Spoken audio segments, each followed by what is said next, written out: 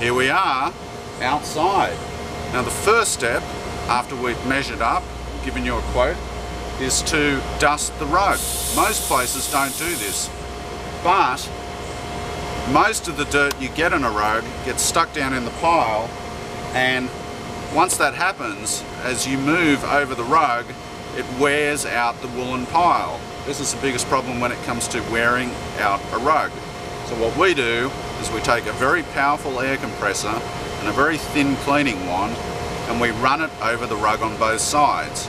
We do this before the cleaning process.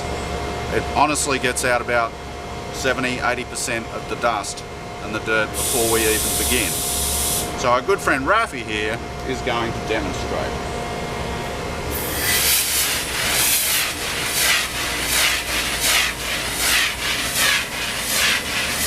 Just look at that dust.